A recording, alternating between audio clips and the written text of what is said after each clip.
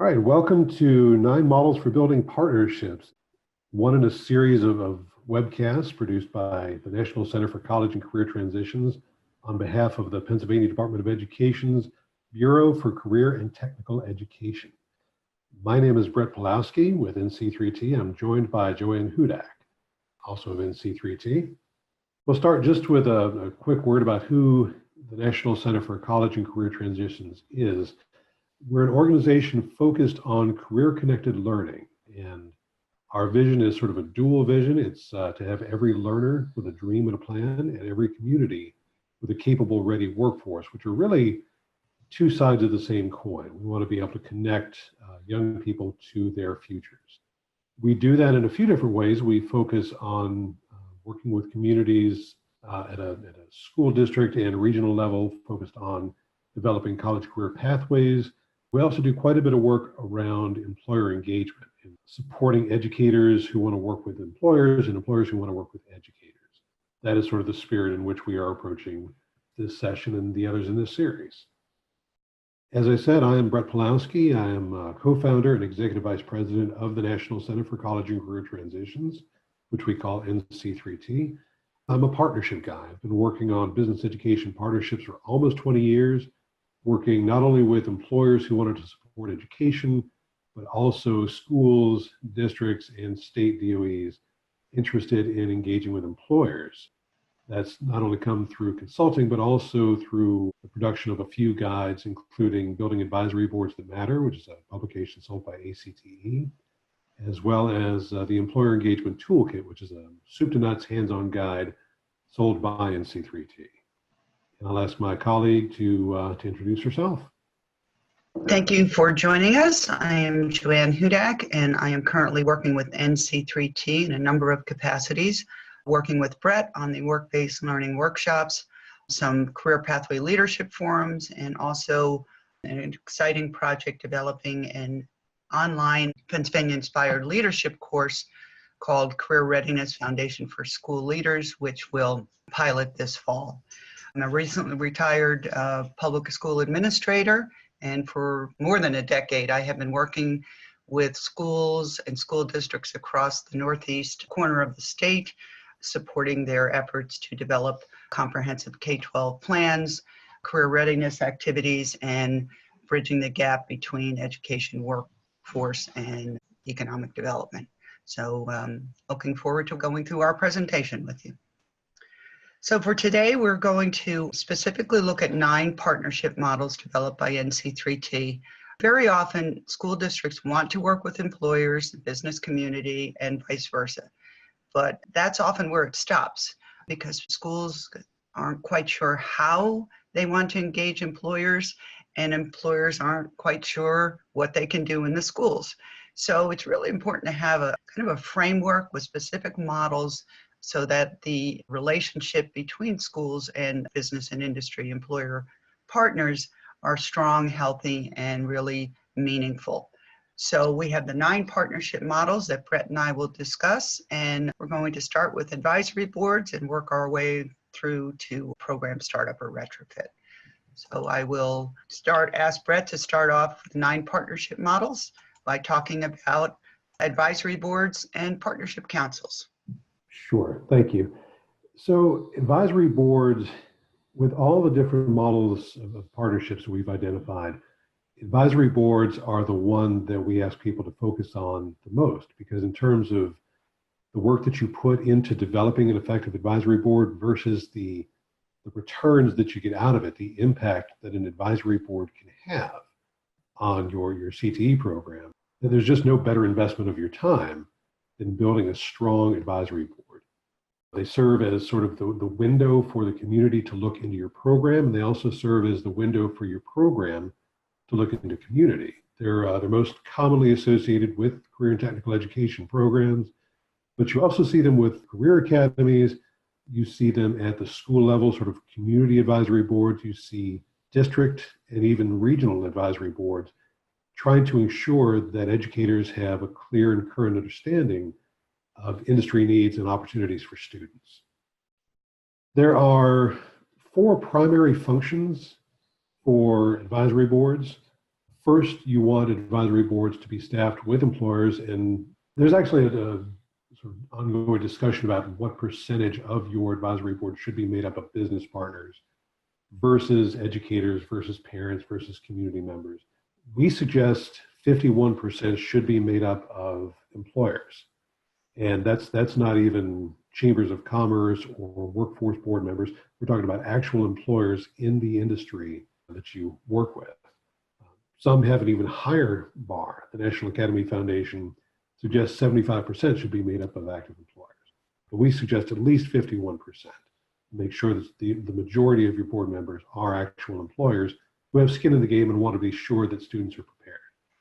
With that sort of makeup of a board in mind, you want a board to be able to provide you with current and complete information on what's happening in the industries you serve, as well as the professions that you work with. And when you think about industries versus professions, most CTE programs focus on professions such as, for example, nursing, whereas the industries would be hospitals, doctors' offices, student care facilities, things like that. So you want to understand both aspects of your students' futures. You want your advisory board members to serve as keepers of the flame. In other words, they want to be sure that you understand industry standards, that they're helping you with reviewing curricula, reviewing facilities, making sure that you've got the right equipment, the right instructional materials to make sure students are being adequately prepared for the opportunities that they want to seek in the future. And finally, you want to be sure that your advisory board members are there to help you find the resources that you need to provide students with work-based learning opportunities, to provide the resources, the equipment, the materials that are industry relevant so that they are familiar with what's happening in the industry and working with real-world materials. And there's actually a lot of confusion about advisory boards. I have seen, and this is all over the country, I've seen a lot of educators who are sort of taught that they are the ones who are supposed to lead the advisory board. They're supposed to run it, they're supposed to set the agenda, they're supposed to talk through the meetings. And that's actually not the purpose of advisory boards. The purpose of advisory boards is for your industry partners to advise you. You want them to feel ownership of the advisory board. And the way to do that is to let them own the advisory board, keeping in mind that it's not loss of control or loss of power in any way. It's an advisory organization. They have no legal authority to change your program in some way, but you do want them to feel ownership of the group. So that means having an industry representative serve as the board chair. They work with you to set the agenda. They run the meetings. They lead the meetings. They take people through the agenda. So if they feel ownership of the advisory board, that's when you see an active advisory board. If you as an educator are setting the agenda, running the meetings, doing all the talking, you're going to see a very passive group of business partners, which is really, it sort of defeats the whole purpose of the advisory board. So I would ask, who owns your advisory board? I think that's a very critical question. So another model for partnerships is one of expertise. And we've done research in the past where we asked employers, how do you want to work with schools? And expertise, far and away above every other option, is what they want to provide to their education partners. That comes in just sharing their knowledge of the industry and the professions that they work in, as speakers, as judges for student competitions, as project mentors, serving as guest instructors, not just guest speakers, but as guest instructors. Certainly sitting on your advisory board qualifies as them sharing their expertise, doing curriculum reviews, doing facilities reviews, things like that. Any way that they can use their industry knowledge to inform your program and to help students understand what the opportunities are and the expectations are in the industry are opportunities for them to share their expertise. And that's true not only for working with students, but also working with your program. Say that you've got a big fundraiser for a new piece of equipment, you're doing facilities planning, let them share their expertise and use their expertise on your behalf. So look for those people with expertise in fundraising, apply that expertise to your fundraising campaign, for example. A third model, and certainly one supported by research, is mentoring. There's a great body of research showing the value of mentoring in the lives of students. There are a lot of different forms, a lot of different purposes. Focus on mentoring for academic outcomes, social outcomes, career preparedness, life planning, things like that. You want, I believe the minimum bar for mentoring by the National Mentoring Association is to have a relationship of a minimum of 1 year, meeting a minimum of one time per month.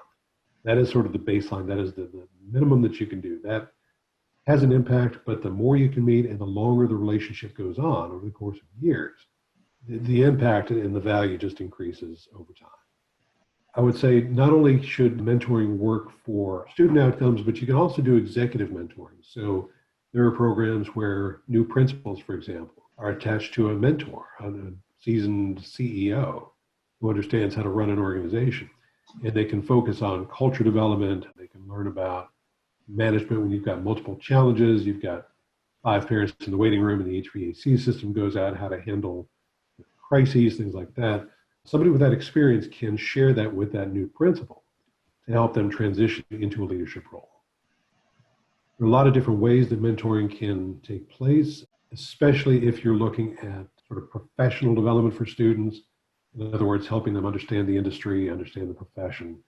You can work with them to develop relationships within the industry. You can help them with their classwork and their student projects. You can look at college planning, sort of the financial piece of that, and you can walk through step by step in terms of introducing them to various companies, doing site visits, setting up job shadow opportunities, and just sort of bringing them along professionally to ease the transition from school to employment. Another model, and this is, it sort of overlaps with work-based learning, but it's distinct enough that we wanted to call it out separately. So maybe it's sort of a subset of work-based learning, but the idea of setting up real-world challenges for students where the things that they're doing have an impact in the real world. It's very empowering for students. It's very exciting. It provides them with industry or professional relevant experience. It's just basically connecting them to real-world opportunities and challenges. My favorite example, and there's lots of great examples out there of students involved in real-world challenges, but my favorite example comes out of the Academies of Nashville, which are a series of wall-to-wall college career academies.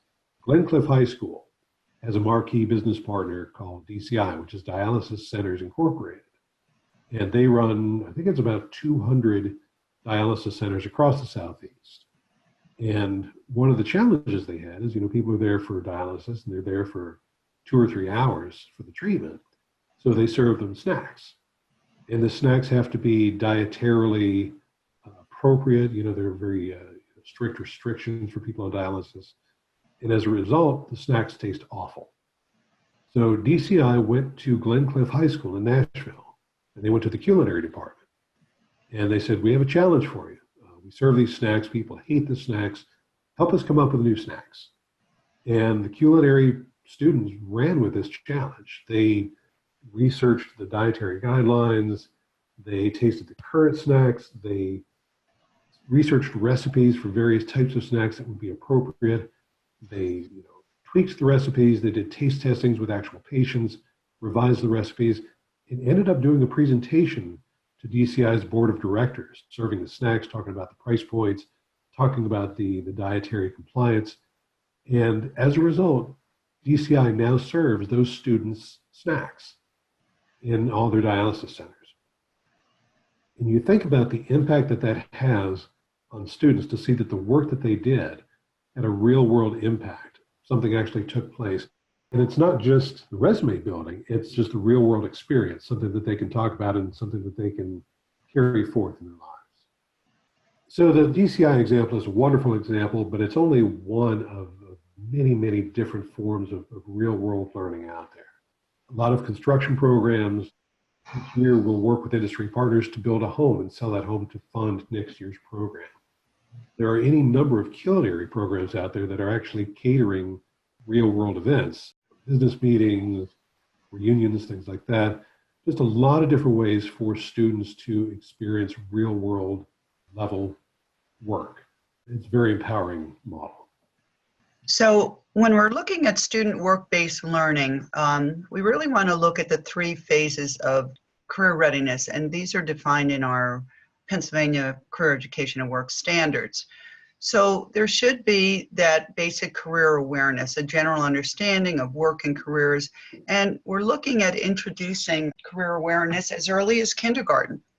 So when the younger students are, in their classrooms learning lessons, they should also be exposed to the world of work. And that can look many different ways. It can be guest speakers, site visits, but just to start to get them to have the general understanding.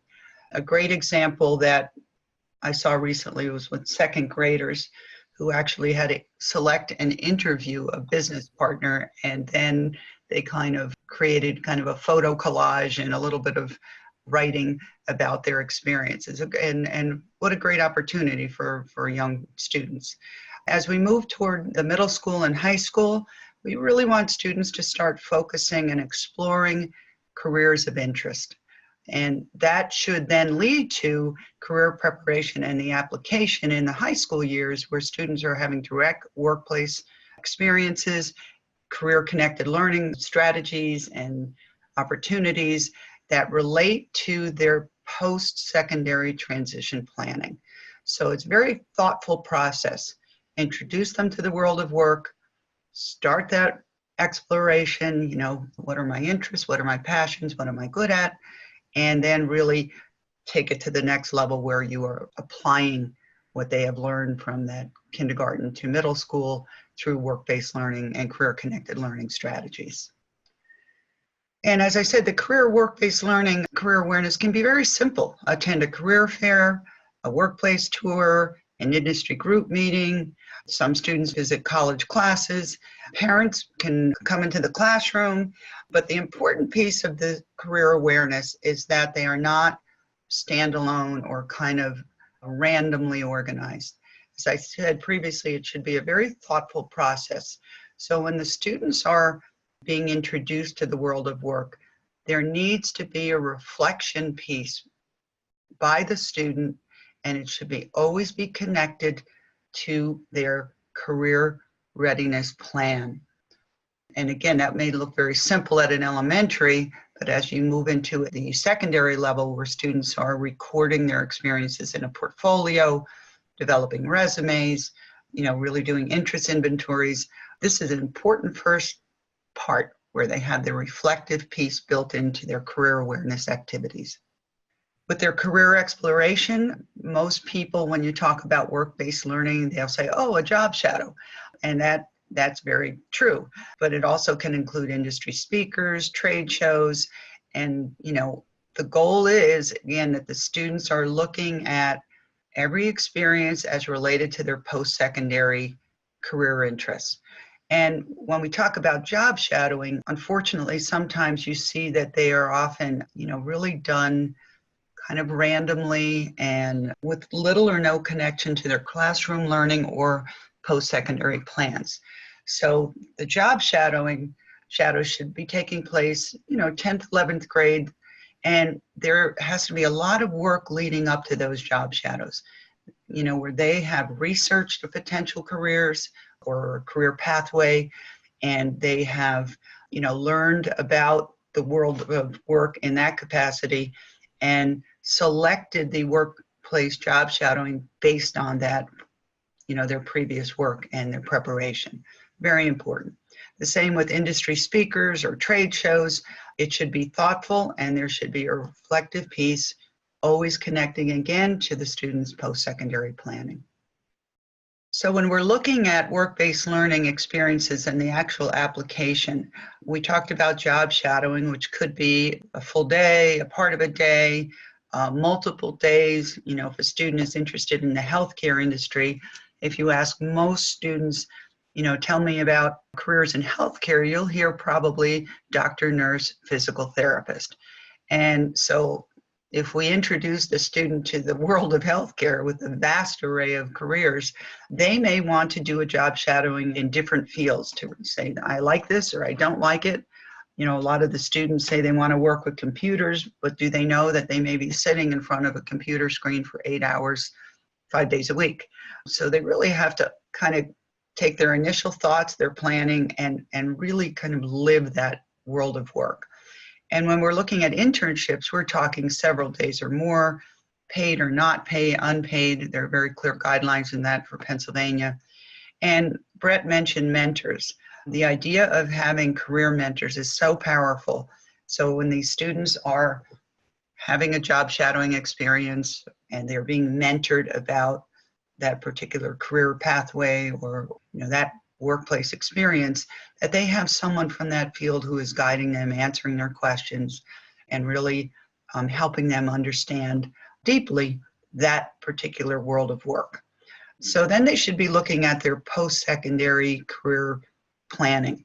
So, the typical model in American high schools is students pick a college, find a major, kind of wander through maybe multiple majors, and eventually try to get a job in that field. And that model has to go away. The model we should be looking at are the students from kindergarten on are developing career awareness, career exploration, and they are, while in high school, connecting those experiences, their research, their work-based learning, to where are the schools or programs, whether they're certificate programs, associates, four-year program, that fit that career field. So it's a very different model, and it really is the way we need to go in our schools today. Teacher learning experiences is often not discussed when we're talking about student career readiness. But let's talk about the life of the career of an average teacher. Most teachers were good students, and perhaps they had a part-time job in the summer, whether it's mowing lawns or waitressing, whatever it might be. And then they go to college where they also might have some kind of part-time experience, and they get their degree. But very often they do not have that connectivity with the world of work as it relates to their subject field. So if they are teaching mathematics or science, they really need to be well-versed and understand how the skills, the curriculum they're teaching, all of the content knowledge, how does that relate to the real world? We like to say the student should have the content and be able to apply that to unpredictable real-world situations. So very often teachers don't have that body of information about the world of work, unless they're a current technical teacher, and of course they are generally coming out of the workplace. So it's very important to invest in our teachers, particularly if we're looking in Pennsylvania, but with our career readiness indicators and an expectation that, teachers now will be meeting these, helping students meet those indicators. But we have to invest in our teachers. We should be designing professional development that is perhaps touring teachers, visits to work sites, having business mentors, as Brett mentioned earlier, externships. You'll hear the term educator in the workplace, and that looks very different in different parts of the Commonwealth. But where a teacher is immersed in a business for, a period of days or weeks, and they are then developing lesson plans based on what they have seen and learned in the field. So if they are teaching English, what are the skills that business is looking for that students need to have? The same thing with math, science, virtually anything you're teaching. How can that support student career readiness? So these are some examples, and here's where your advisory councils can be, or committees can be, very, very powerful. So if you have business partners sitting at the table and you say, I would like to get some experiences for our teachers, well, there they are. So that's the importance of having those very strong business partnerships. So examples that we've worked through, or the partnership models that we've worked through to this point, are what I would consider first order partnerships. In other words, you can develop a relationship with a prospective partner and immediately look at opportunities to do any of the things that we've talked about to this point. The next two models I would consider second stage partnership models, because advocacy, for example, you cannot expect a business partner to advocate for you unless you have some sort of a relationship in place, that you've got a track record of success, that you have worked with them for a period of months or even years to develop sort of the trust, the mutual respect, and a real feeling of buy-in on their part into your program. That's when you'll find that your business partners will advocate for you. And advocacy is a very powerful partnership model. The reality is business partners are able to say things that educators may not be allowed to say or encouraged to say. And the reality is they can reach people who may be difficult for us to reach otherwise. They can talk to superintendents, they can talk to city councils, they can talk to other people in industry that may be hard for us to reach. They can talk to major donors that may be hard to get their ears. So they can be very influential and very effective advocates if they feel ownership of the program. And this is true for fundraising, it's true for bond issuances, it's true for policies or general support from a district, for example. Advocacy is a wonderful model if they feel ownership of your program. Resource support is another second stage partnership model. And I think it's very tempting to say, well, we want cash, we want financial support for the program. Business people, as a rule, don't want to provide financial support right off the bat. When we did a survey asking how business partners wanted to support education, financial giving was dead last on the list.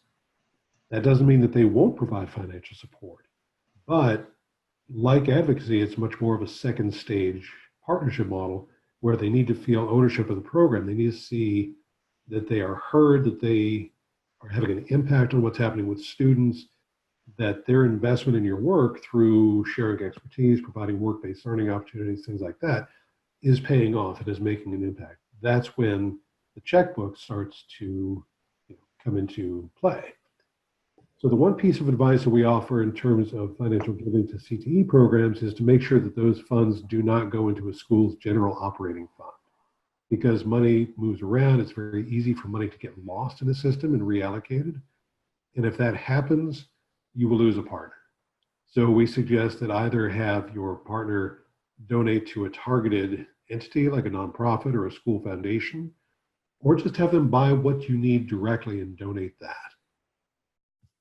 And finally, program startup and retrofit. We talked about 9 partnership models at the beginning.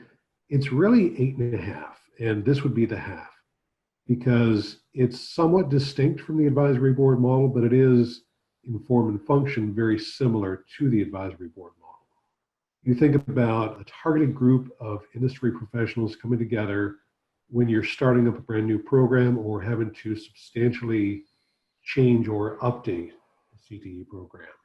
And so you want to bring them in an advisory capacity, but it's a much more intensive experience where they're spending a lot of time, but for a limited period of time, such as 3 months, 6 months, something like that, helping you set up your program standards, identify curricula, helping with facilities design, possibly helping with hiring, helping with the work-based learning structure. There's a lot of giving of their expertise and a lot of time involved, but just until the program is set up. At that point, I would encourage you to either just release them if they want to be released, or just shift to an advisory board role. So like I said, it's not completely distinct, but it is different enough from the conventional advisory board, which is much more of an ongoing maintenance and continuous improvement model, to this much more intensive model. All right, so as we conclude our work-based learning presentation, we have another session, session 3, that we will be recording shortly, and that is called Planning for Success. And in that session, participants will focus on the strategies to building those partnerships that we talked about today.